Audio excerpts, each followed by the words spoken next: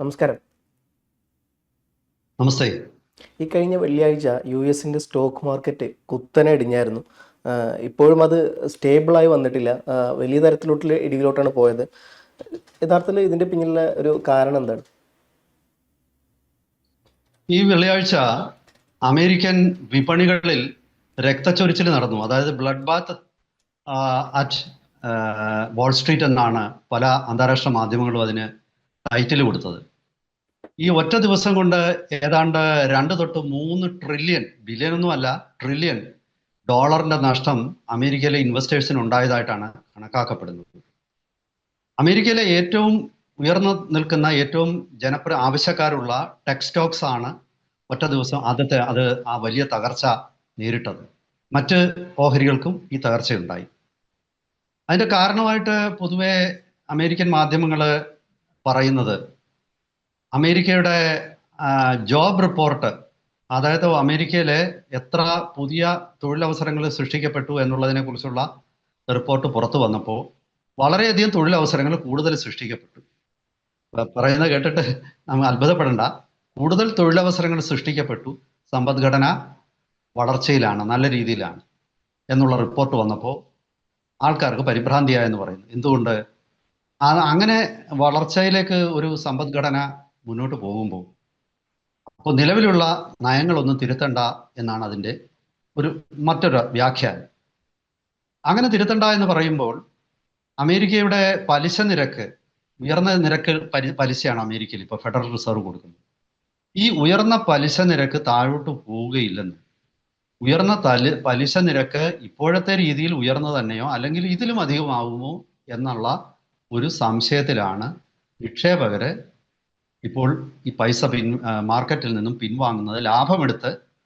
അതായത് ഇനി വരുന്ന ദിവസങ്ങളിൽ അമേരിക്കയുടെ സ്ഥിതി കഷ്ടമായിരിക്കും. അതാണ് പിന്നെ നിക്ഷേപകരെ പേടിപ്പിക്കുന്നത്. അത് പറയാതെ അമേരിക്കയുടെ മാധ്യമങ്ങൾ പറയുന്നത് അമേരിക്കയുടെ ഈ ഉയർന്ന രീതിയിലുള്ള ജോബ് ക്രിയേഷൻ റിപ്പോർട്ട് വന്നതുകൊണ്ടാണ്. അതായത് വായിക്കുന്നവന് അന്തം വിട്ടിരിക്കും. അമേരിക്കയിൽ കൂടുതൽ തൊഴിലവസരങ്ങൾ ഒരു രാജ്യത്ത് സൃഷ്ടിക്കപ്പെട്ടാൽ അവിടെ എന്തോ കുഴപ്പമോ? നല്ല കാര്യമില്ല.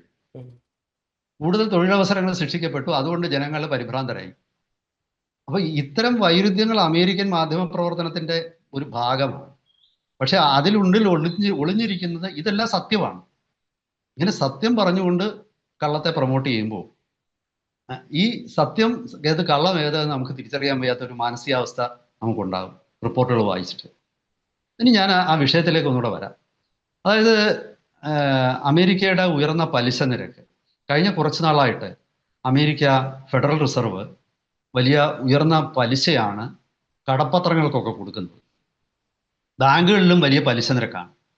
ഇതിൻ്റെ ഒരു കാരണമായിട്ട് പറയുന്നത് അമേരിക്ക ഇൻഫ്ലേഷനെ കൺട്രോൾ ചെയ്യുകയാണ്.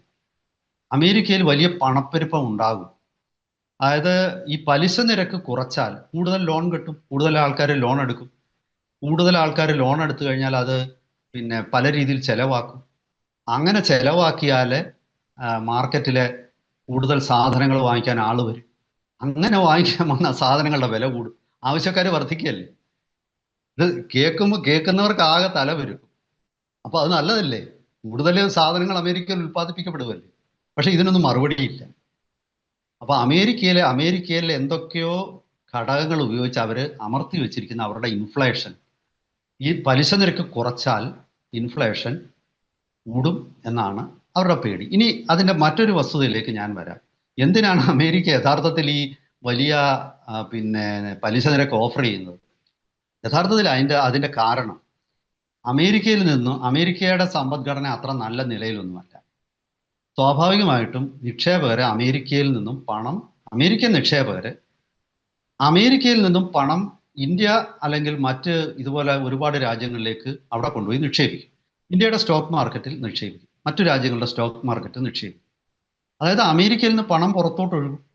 അമേരിക്കയിൽ നിന്ന് പണം പുറത്തോട്ടൊഴുകുമ്പോൾ ഇന്ത്യയുടെ കയ്യിൽ ആവശ്യത്തിന് ഡോളർ വരും. അങ്ങനെ ഡോളർ വന്നാൽ ഇന്ത്യയുടെ വിദേശ നാണ്യ ശേഖരം വർദ്ധിക്കും.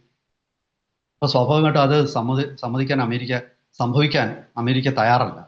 അതായത് മറ്റു രാജ്യങ്ങളിൽ ക്രൈസിസ് ഉണ്ടാക്കാനും കൂടിയാണ് അമേരിക്ക ഈ ഉയർന്ന പലിശ നിരക്ക് നിലനിർത്തുന്നത്. ഈ ഉയർന്ന പലിശ നിരക്കിന്റെ ഒരു കൊളാട്രൽ ഡാമേജ് ആണ് ഇന്നലെ നമ്മൾ കണ്ട ഇന്നലെ അല്ല, വെള്ളിയാഴ്ച നമ്മൾ കണ്ട സ്റ്റോക്ക് മാർക്കറ്റിന്റെ ബ്ലഡ് ബാത്ത്. ഇത് ഇത് ഇത് ഇത് ഇതൊക്കെ പറയുമ്പോൾ സാധാരണ ഇത് പിന്നെ എന്താണ്, ശുദ്ധമായ എക്കണോമിക്സ് ആണ്. പലപ്പോഴും നമ്മൾ സാധാരണക്കാർക്ക് ആദ്യം തന്നെ അവര് പിന്നെ ചിലപ്പോൾ ഇത്തരം സംഭാഷണങ്ങൾ കേട്ടാൽ അത് നിർത്തിയിട്ട് പോകും. അറിയാവുന്നവർക്ക് ചില ഗൂഢ താല്പര്യങ്ങളാണ്. ഞാനിപ്പോ അമേരിക്കൻ പക്ഷപാതിയാണെങ്കിൽ ഞാനിത് അംഗീകരിക്കില്ല. നിങ്ങൾ അമേരിക്കൻ വിരുദ്ധനാണെങ്കിൽ നിങ്ങൾ ഇത് വീർപ്പിക്കും. സത്യം ഇതിന്റെ രണ്ടിന്റെയും മധ്യത്തിലാണ്. അമേരിക്ക അത്ര ദുർബലമായ രാജ്യമാണെന്നൊന്നും അല്ല ഞാൻ പറയുന്നത്. ഞാൻ പറയുന്നത് അമേരിക്ക ഫോളോ ചെയ്യുന്ന ഒരു എക്കണോമിക് മോഡലിന് ഇപ്പോൾ വലിയ തിരിച്ചടികൾ വന്നുകൊണ്ടിരിക്കുകയാണ്. ഈ തിരിച്ചടികളെ കവറപ്പ് ചെയ്യാൻ അമേരിക്ക നടത്തുന്ന ശ്രമത്തിന്റെ ഒരു ഭാഗമാണ് ഈ ഹൈ ഇൻട്രസ്റ്റ് റേറ്റും അമേരിക്കയിൽ തന്നെ പൈസ റീറ്റെയിൻ ചെയ്യുന്നതും അമേരിക്കയിൽ നിന്ന് പുറത്തുള്ള പൈസ അമേരിക്കൻ നിക്ഷേപകൻ പിൻവലിക്കാൻ അവരെ പ്രേരിപ്പിക്കുന്നത്. കാരണം അമേരിക്കയിൽ ഇപ്പം മലയാളിയായ ഞാന് കേരളത്തിലെ എൻ്റെ വീടിനടുത്തുള്ള സഹകരണ ബാങ്കില് അവർ 10% പലിശ ഓഫർ ചെയ്യുന്നുണ്ടെങ്കിൽ ഞാനിപ്പം വേറെ ബാങ്കിലൊന്നും കൊണ്ടിടത്തില്ലല്ലോ. ഞാൻ വേറെ SBI-യോ SBT ഒന്നും ഞാൻ ഇത് സുരക്ഷിതമാണെന്ന് എനിക്ക് തോന്നുവാണെങ്കിൽ, ഇതിന് സുരക്ഷിതത്വവും ഉയർന്ന പലിശ നിരക്കും എനിക്ക് തോന്നുവാണെങ്കിൽ എൻ്റെ വീടിനടുത്തുള്ള സഹകരണ സംഘത്തിൽ പോലും ഞാൻ പൈസ ഇടും. അങ്ങനെ തോന്നിപ്പിച്ചത് കൊണ്ടാണല്ലോ ഒരുപാട് പേർക്ക് സഹകരണ സംഘങ്ങളിൽ പൈസ ഇട്ട് കേരളത്തിൽ തിരുവന്നൂർ പോലുള്ള ഒരുപാട് സംഭവങ്ങൾ ഉണ്ടായത്. അപ്പം ഇത് ക്രിയേറ്റ് ചെയ്യുക എന്നുള്ള ഒരു, അതായത് നിങ്ങളുടെ കയ്യിലെ പൈസ ഇവിടേക്ക് തന്നെ തിരിച്ചു കൊണ്ടുവരാൻ വേണ്ടിയിട്ടാണ് അമേരിക്ക ഈ ഉയർന്ന പലിശ നിരക്ക് വാഗ്ദാനം ചെയ്തിരിക്കുന്നത്. ഇനി ഇൻഫ്ലേഷൻ എന്ന ഒരു പേടിയാണ് അമേരിക്ക. പക്ഷെ ഇത് ചൂണ്ടിക്കാണിക്കുന്ന ഒരു സംഭവം, അമേരിക്കയിലെ ഈ കൺസ്യൂമർ ഡിമാൻഡ് കുറയാൻ തന്നെയാണ് സാധ്യത. അമേരിക്കയിലെ ഏതൊരു രാജ്യവും നിലനിൽക്കുന്നത് ഇന്റേണൽ കൺസ്യൂമർ ഡിമാൻഡ് വലിയൊരു ഘടകമാണ്. അമേരിക്ക എക്സ്പോർട്ട് എന്ന് പറയുന്നതല്ല, അമേരിക്ക മാനുഫാക്ചറിങ് ബേസ് അല്ല, ചൈന മാനുഫാക്ചറിങ് ബേസ് ആണ്. ജപ്പാന് ചൈനയുടെ അത്രയും വരില്ലെങ്കിലും അവരും മാനുഫാക്ചറിങ് കൺട്രിയാണ്. അതായത് അവർക്കൊക്കെ ട്രേഡ് സർപ്ലസ് ആണ് ഉണ്ടാവുന്നത്. ചൈനയ്ക്ക് ഹ്യൂജ് ട്രേഡ് സർപ്ലസ് ആണ്. അപ്പൊ ഈ ട്രേഡ് സർപ്ലസ് ഉള്ള രാജ്യങ്ങൾക്ക് അവരുടെ സമ്പദ്ഘടന ശക്തിപ്പെടുന്നത് അവരുടെ ഉൽപ്പന്നങ്ങളുടെ ഡിമാൻഡ് കൊണ്ടാണ്. അമേരിക്കയ്ക്ക് അങ്ങനെയല്ല. അമേരിക്കയുടെ ഡോളറിന്റെ ശക്തിയാണ് അമേരിക്കയുടെ സമ്പദ്ഘടനയുടെ ശക്തി. അപ്പൊ ഈ ഡോളറിന്റെ ശക്തി പിടിച്ചു നിർത്താനാണ് അമേരിക്ക ഇത്തരം ഉയർന്ന പലിശ നിരക്ക് വാഗ്ദാനം ചെയ്യുന്നത്. ഇതിന്റെ ഭാഗമായിട്ടാണ് യഥാർത്ഥത്തിൽ ഈ അമേരിക്കയിലെ വെള്ളിയാഴ്ചയാണ് ഇതിന്റെ ദുരന്തം അനുഭവിച്ചെങ്കിൽ ഇന്ത്യ പോലുള്ള രാജ്യങ്ങളിൽ നാളുകളായിട്ട് ഇതിന്റെ ദുരിതം അനുഭവിക്കുകയാണ്. ഇന്ത്യയുടെ അമേരിക്കൻ ഫെഡറൽ റിസർവിന്റെ ഉയർന്ന പലിശ നിരക്ക് കാരണം ഇന്ത്യയിലെ കമ്പനികൾ പലതും നന്നായിട്ട് തന്നെയാണ് നടക്കുന്നതെങ്കിലും ഇന്ത്യയുടെ സമ്പദ്ഘടന കൃത്യമായിട്ട് വളരുന്നുണ്ടെങ്കിലും വിദേശ നിക്ഷേപകർ ഇവിടുന്ന് വലിയ തോതിൽ പൈസ പിൻവലിച്ചു. നമ്മുടെ മുമ്പത്തെ മറ്റൊരു ചർച്ചയിൽ ഞാൻ പറഞ്ഞതുപോലെ ഈ ജൂണിന് 1 ശേഷം തന്നെ എനിക്ക് തോന്നുന്നു 2 ലക്ഷം കോടിയോ എന്തോ മാർക്കറ്റിൽ നിന്നും പിൻവലിക്കപ്പെട്ടു എന്നുള്ളതാണ്. സർക്കാരിന്റെ കടപ്പത്രങ്ങൾ വാങ്ങിക്കാൻ അത്ര വലിയ താല്പര്യം വിദേശ നിക്ഷേപകർക്കില്ല. ഫോറിൻ ഇൻസ്റ്റിറ്റ്യൂഷണൽ ഇൻവെസ്റ്റേഴ്സ് പൊതുവെ ഇന്ത്യൻ മാർക്കറ്റുകളിൽ വലിയ താല്പര്യം പ്രകടിപ്പിക്കുന്നില്ല. അത് ഇന്ത്യയുടെ സമ്പദ്ഘടനയുടെ പ്രശ്നം കൊണ്ടോ ഇന്ത്യയുടെ കമ്പനികൾ എല്ലാം നഷ്ടത്തിലാകുന്നതുകൊണ്ടോ അല്ല. അതിൻ്റെ കൃത്യമായ കാരണം അമേരിക്കയുടെ ഉയർന്ന പലിശ നിരക്കുകളാണ്. പക്ഷെ ഈ ഉയർന്ന പലിശ നിരക്ക് കാരണം ഇനി അമേരിക്കയ്ക്ക് അടുത്ത സൈക്കിൾ വരാൻ പോകുന്നത് ഞാൻ വിലയിരുത്തുന്ന അവിടുത്തെ ഡിമാൻഡ് കുറയും. കാരണം ഈ ഉയർന്ന പലിശ നിരക്ക് കാരണം പല മേഖലകളിൽ, ഇപ്പോൾ ഉദാഹരണത്തിന് സാധാരണക്കാർക്കും ഇതിന്റെ ദുരിതം അനുഭവിക്കും. റെന്റുകൾ വർദ്ധിക്കും. പുതിയ വീടുകൾ, റിയൽ എസ്റ്റേറ്റ് മാർക്കറ്റിൽ നിങ്ങൾ ലോൺ എടുത്തിട്ടാണ് ലോകമെമ്പാടും ആൾക്കാർ റിയൽ എസ്റ്റേറ്റ് ഫ്ലാറ്റുകളും ഭൂമിയും ഒക്കെ വാങ്ങിക്കുന്നത്. അങ്ങനെ വാങ്ങിക്കുമ്പം അതിൻ്റെ പലിശ നിരക്ക് ഉയർന്നതാണെങ്കിൽ നിങ്ങൾ പലപ്പോഴും വാങ്ങിക്കാൻ നിങ്ങൾക്ക് കഴിയാതെ വരും. നിങ്ങൾ ആ രീതിയിൽ ആ മാർക്കറ്റ്, റിയൽ എസ്റ്റേറ്റ് മാർക്കറ്റ് സ്തംഭനത്തിലേക്ക് പോകും ഒരു ഭാഗത്ത്. മറുഭാഗത്ത് പുതിയ വ്യവസായങ്ങൾ തുടങ്ങുന്നത് എങ്ങനെയാണ്? പല രീതിയിലുള്ള ഇൻവെസ്റ്റ്മെന്റ്, അതിൽ ബാങ്ക് ലോൺ ഉൾപ്പെടും. അപ്പോൾ ഉയർന്ന പലിശ നിരക്കുകൾ നിലനിൽക്കുന്ന ഒരു സമൂഹത്തിൽ എങ്ങനെ പുതിയ വ്യവസായങ്ങൾ തുടങ്ങും? ബുദ്ധിമുട്ടാണ്. പുതിയ വ്യവസായങ്ങൾ തുടങ്ങിയില്ലെങ്കിൽ ഉൽപാദനം താഴോട്ട് പോകില്ലേ? തീർച്ചയായിട്ടും താഴോട്ട് പോകും. സ്വാഭാവികമായിട്ടും ഇതിന്റെ ഒരു കൊലാട്രൽ ഡാമേജിലേക്കാണ് ഞാൻ പറയുന്നത്. അപ്പോൾ ഈ ഉയർന്ന പലിശ നിരക്ക് താഴ്ത്താൻ ഫെഡറൽ റിസർവ് നിർബന്ധിതമാകും. പക്ഷേ ഫെഡറൽ റിസർവ് ഉയർന്ന പലിശ നിരക്ക് താഴ്ത്തിയാൽ ഇന്ത്യ പോലുള്ള രാജ്യങ്ങളിലേക്ക് പണം ഒഴുകും. ഇത് കക്ഷത്തിലിരിക്കുന്നത് പോവുകയരുത്, ഉത്തരത്തിലിരിക്കുന്നത് എടുക്കുകയും വേണം. അതായത് ഇന്ത്യ പോലുള്ള രാജ്യങ്ങളിലേക്ക് അമേരിക്കയുടെ പണം ഒഴുകാനും പാടില്ല. അതേസമയം അമേരിക്കയുടെ സ്റ്റോക്ക് മാർക്കറ്റ് ഉയർന്ന നിലയിൽ നിൽക്കുകയും ചെയ്യണം. ഇത് രണ്ടും കൂടെ നടക്കില്ല. ആ ഇൻഹറന്റ് കോൺട്രഡിക്ഷൻസ്, അന്തർലീനമായ വൈരുദ്ധ്യങ്ങളാണ് ഈ കഴിഞ്ഞ ദിവസം അവിടെ ഉണ്ടായ സ്റ്റോക്ക് മാർക്കറ്റിന്റെ തകർച്ചയുടെ രഹസ്യം. അത് ഒഴിവാക്കാൻ പറ്റില്ല. കാരണം ഈ സർക്കാരുകൾക്കോ മാധ്യമങ്ങൾക്കോ വേണമെങ്കിൽ കള്ളം പറയാം. പക്ഷെ നിക്ഷേപകനെ സംബന്ധിച്ചിടത്തോളം നഷ്ടപ്പെടുന്ന അവന്റെ പൈസയാണ്. കഷ്ടപ്പെട്ട ഉണ്ടാക്കിയ പൈസ നഷ്ടപ്പെടാൻ ആരും സമ്മതിക്കത്തില്ല. കള്ളം സർക്കാരിനെ പിന്താങ്ങാൻ വേണ്ടിയിട്ടോ ട്രംപിനെ പിന്താങ്ങാൻ വേണ്ടിയിട്ടോ അമേരിക്കൻ നിക്ഷേപകൻ ആ പൈസ അവിടെ ഇട്ടുകൊണ്ടിരിക്കത്തില്ല.